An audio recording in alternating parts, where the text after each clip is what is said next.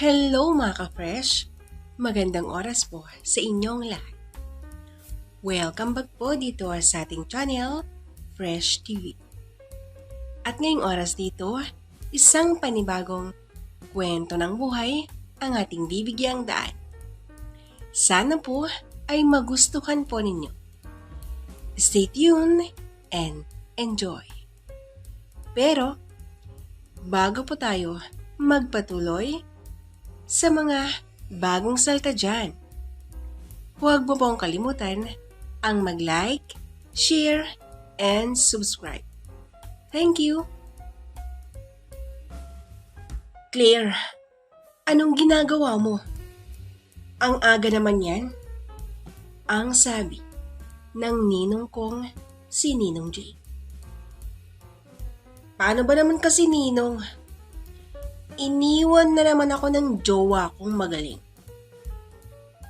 Biruin mo ha, pagkatapos niyang nakuha ang lahat-lahat sa akin, Ninong, as in lahat, wala man lang siyang tinira.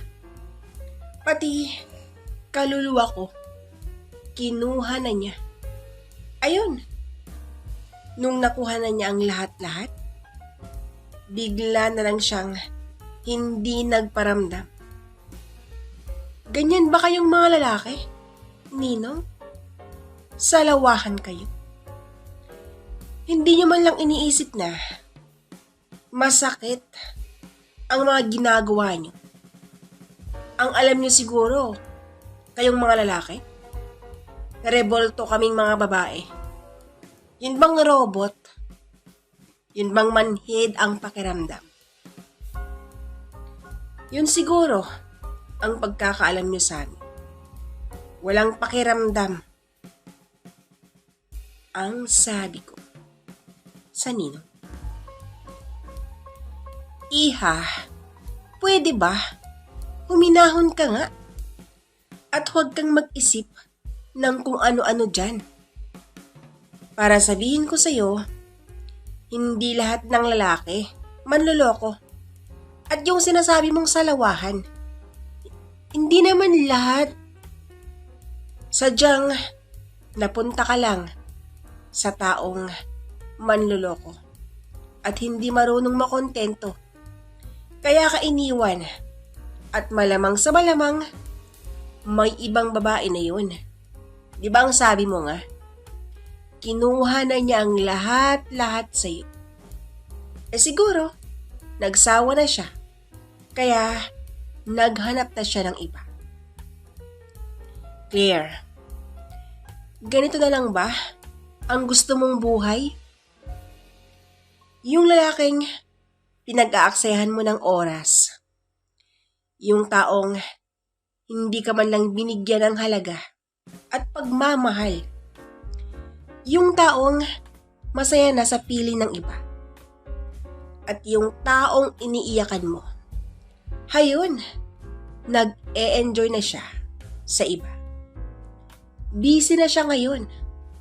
Samantalang ikaw, tingnan mo nga ang sarili mo. Losyang na losyang ka na, Claire. Hindi man lang makapag-ayos ng sarili. Kung ayaw niya sa'yo, huwag kang maghabol.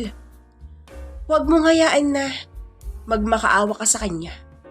Let him go. Pabayaan mo siya. Doon siya masaya, di ba? Naku naman. Asikasuhin mo na ang sarili mo. Itigil mo na yan. Tama na. Ang wika ng Ninong. Ninong, huwag kang ganyan. Alam kong hindi mo ako naiintindihan. Dahil sa pagkakaalam ko, Ninong, binata ka pa rin eh. At ang sabi ni Papa, hindi ka pa naman nagkikipagrelasyon sa iba. Pasensya na po kayo, Ninong. Pabayaan mo na ako. Hayaan mo nang makalimutan ko ang problema ko. Kahit ngayon lang. Sige na, pagbigyan mo na ako, Ninong. Inuulit ko, ngayon lang to. Promise. ang wika ko. Pabayaan? Naku, hindi pwede no? Ano na lang ang sasabihin ng mga magulang mo pag ginawa ko yan? Siya nga pala, hindi mo pa napansin ang dala kong bag. Mga gamit ko ang mga to. Dumaan kasi ang mga magulang mo sa bahay kanina. At ang sabi nila, sasamahan daw muna kita. Alam mo bang natakot yung mga magulang mo sa pwede mong gawin? Kaya hindi na nila sinabi sa iyo na alis sila. Ang sabi nila sa akin, pag daw malaman mong umalis sila, baka daw tawagin mo lang yung mga tropa mo at dito kayo mag-inuman. Kaya, iha, ako na ang nakikiusap sa iyo. Makinig ka naman sana sa akin. Dahil ayaw kong may masabi ang mga magulang mo. Pag malaman nilang hinahayaan lang kitang uminom. Kaya, pwede ba itigil mo na yan? Sige na, matulog ka muna at ako na ang bahala dito, ang sabi niya. Ang OA mo naman, Ninong, kung wala ang mga magulang ko. So, ibig bang sabihin yan tayo lang ang nandito ngayon. Wala din kasi yung mga kapitbahay naming Marites. Umuwi sila sa probinsya. Ninong, iisa lang ang ibig sabihin nito. Walang ibang tao ngayon. Kaya, halika, para wala kang masabi. Pumasok na tayo sa loob. At yung mga pintuan at mga bintana, isarado na natin lahat, Ninong. Para maging kampante ka na. Huwag ka nang magsalita. Tara na, ang sabi ko. Tumayo na nga ako at pumasok na sa loob ng bahay. Wala nang nagawa pa ang ninong ko. Sumunod siya sa akin at pumasok na rin. Napabuntong hininga si Ninong habang nakaupo sa sofa. Pambihira ka talagang bata ka. Kung ano-ano ang ginagawa mo Alam mo, malilindikan ako sa mga magulang mo. Ang lakas ng tama ng lalaki sa'yo. Kita mo nga naglalasing ka na para lang makalimutan mo ang lahat. Kung gusto mong makalimutan ang ex mo, hindi naman sana yung ganito. Hindi mo ba alam, Claire? Sinisira mo na ang buhay mo dahil sa ginagawa mong ito. Sarili mo yung pinapahirapan mo. Ang pagkakaalam mo siguro, pag maglasing ka, pag yung sarili mong pahirapan mo, akala mo siguro, makalimutan mo na ang ex mong magaling. Nagkakamali ka. Claire, yung taong pinag-aaksayahan mo ng oras, nag-e-enjoy na sa piling ng iba. Samantalang ikaw, para kang namatayan, nagluluksa, at hayan, nagpapakalunod sa alak na yan, ang sabi nito. Ninong, ang gusto ko ngayon, samahan mo ako. Hindi ko po kailangan ang sermon mo, Ninong. Alam mo na nga lang na broken-hearted yung tao Papahirapan mo pa ba ako? Dadagdag ka pa ba sa problema ko?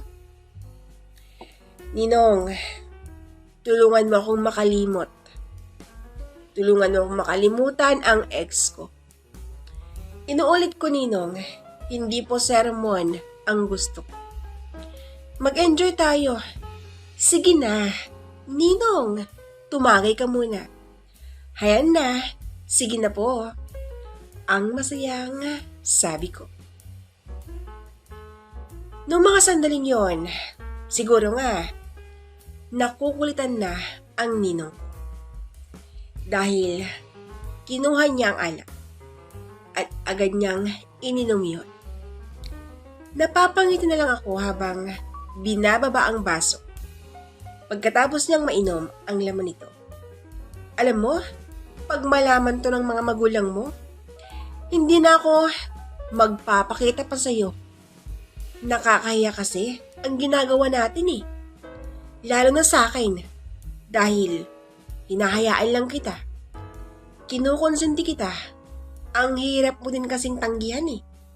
Sige na, para wala ka nang masabi sa akin. Mag-enjoy na lang tayo, gaya ng sabi mo. At baka ito na yung una at huling beses na mag-inuman tayo, ang sabi niya.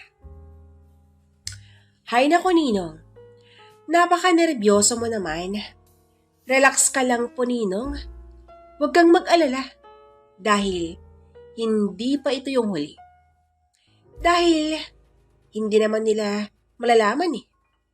Ikaw lang kasi yung sobrang advance mag-isip. Ay, siya nga pala Ninong. Maiba tayo ng usapan. Ninong, pwede bang ikwento mo naman ang buhay mo? Bakit po hanggang ngayon, binata ka pa? Matandang binata pala. Alam mo, masarap kaya ang may pamilya.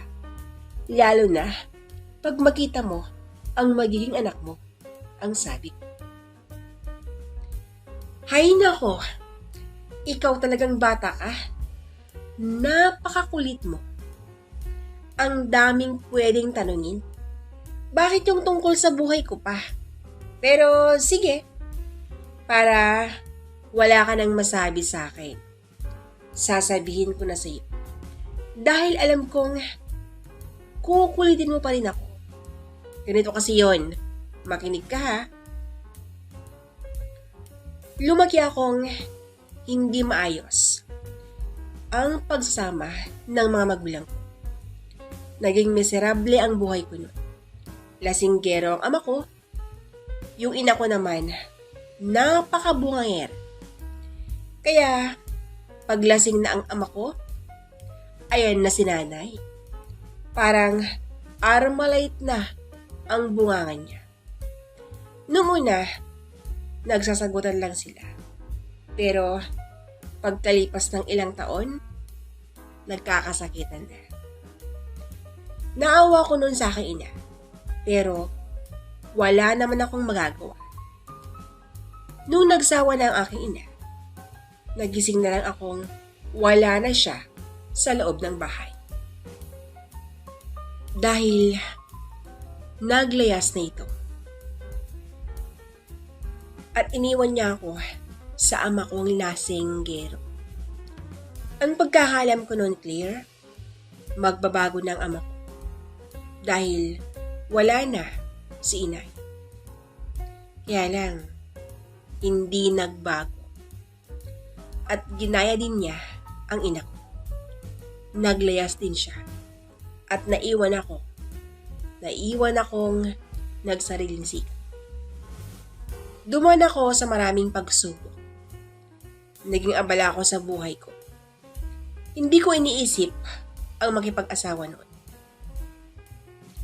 Dahil ayoko nang maranasan din ng mga magiging anak ko ang pinagdaanan kong hirap. Hanggang sa tila ba naging manhid na ang puso ko. Hindi man lang ako nakakaramdam ng interes sa mga babae. Hanggang sa nakilala ko ang ama mo. Naging magkaibigan kami at kinuha niya akong maging ninong ko. Yun na, inaanak. Yun na ang kwento. Kung bakit hindi ako nagkaroon ng asawa or kahit karelasyon man lang. Mahirap kasing humawak ng isang responsibilidad. Mas okay na yung ganito. Yun bang iniisip ko lang ang sarili ko. Nakangiti si Ninong nung sabihin niya ang mga huling katagal.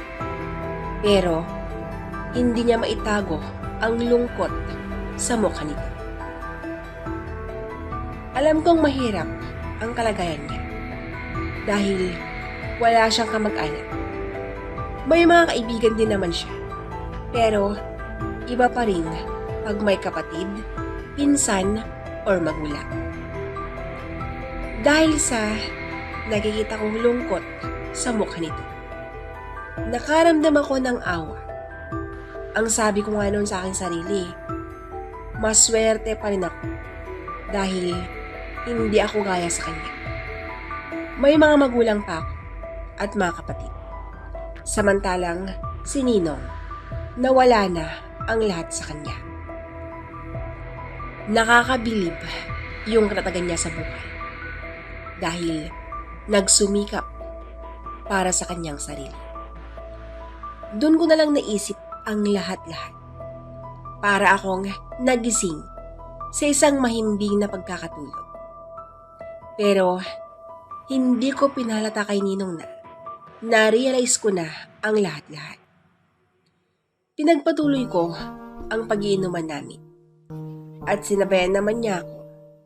Akala ko nga nun hanggang dun lang kami. Pero nagulat na lang ako nung lumapit na siya sa akin at ipinatong niya ang kamay niya sa hita ko. At dahil sa sobrang pagkagulat ko, lumayo ako sa kanya. Ninong, lasing ka na. Ang mabuti pa, pumasok ka na sa banyo, maligo ka na at matulog na. Medyo napadami na po ang nainom mo. Kaya ganyan na ang ginagawa mo, Ninong, ang sabi ko. Oo nga eh. Claire, pasensya ka na inaanak. Sige, maligo muna ako, ang sagot niya. Nung mga sandaling yon, tatayo na sana ang ninong ko nung bigla itong nabuhay. Napahiga siya sa sahig at tumawa na nga siya. Ako naman, dahil sa pagkataranta ko, umupo ako sa kanyang tabi. Dahil sa pagkakataranta ko noon at dala na rin ng kalasingan. Huli na nung naisip kong naka-miniskirt lang. Nung mga sandaling yon, kitang-kita ng ninong ko ang kalangitan. Napalunok ito sa kanyang nakita at napansin kong natakam pa siya dahil kinagat niya ang labi nito. Ninong, halika na. Tutulungan na kita, ang sabi. Claire, ang sabi nito, sabay hila sa kamay ko. Tumayo na nga siya at nagkatitigan kami. Yung mga sumunod na nangyari, hindi ko lubos maisip na magagawa namin ng ninong ko. Dahil sa kauna-unahang pagkakataon, ibinigay ko ang iniingatan ko sa isang taong hindi ko mahal. Yung isang beses na nagkamali kami, nasundan pa yun ng maraming beses. Hanggang sa napansin kong unti-unting lumalaki ang tiyan ko. Dito na ako nakaramdam ng takot.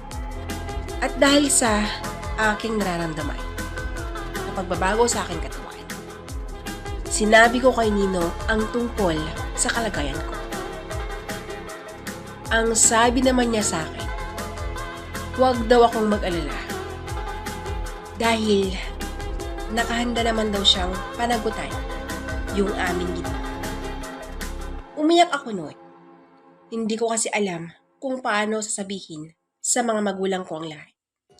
Pero, lingid sa aking kaalaman, alam na pala ng mga magulang ko ang tungkol sa amin ng ninong ko. At ang sabi nila, tanggap na daw nila ang ninong ko. Sobrang saya ko noon nung nalaman ko ang lahat. Inayos namin ang aming pagpapakasal at hinayaan na lang namin ang mga bulong-bulungan sa aming kapaligiran. Dahil, totoo naman kasi mas matanda siya sa akin. At parang anak lang niya ako. Hindi naman nila alam ang totoong kwento. Kaya naman, ipinag-ibit-balikat na lang namin ang mga sinasabi nila. Tinuloy pa rin namin ang kasal kahit maraming pambabatikos. Ang iniisip na lang namin nun, hindi naman sila yung magsasama. Kami naman eh. Pagkatapos ng kasal, kinausap nila kami. At ang sabi ng mga magulang ko, mas mapapanatag daw ang kalooban namin pag umalis kami sa lugar na yun. Naisip namin na tama ang sinabi nila. Kaya umalis nga kami noon. At pumunta kami sa lugar na alam naming magiging panatag kaming dalawa. Sa ngayon, may mga anak na kami at masaya kaming dalawa kahit sobrang napakalayong agwat yung aming mga edad. Pero okay lang, caring-carry kahit na marami pa rin yung nagsabing parang anak lang daw niya ako, mga ganyan-ganyan. Ang palagi naman namin sinasabi, ang edad ay numero lang. Ang sabi nga nila, age doesn't matter. Ika. Basta ang mahalaga, masayang-masaya kami. At higit sa lahat, nagmamahalan kaming dalawa. Dito ko na po winawakasan ang istorya ng buhay ko. Lubos na nagpapasalamat, Claire. At yan po mga ka-fresh, ang kwento ng buhay mula kay Claire. Sana po ay nagustuhan po ninyo. Hanggang sa muli. Maraming salamat po sa inyong walang sawang pagkikinig. God bless us all.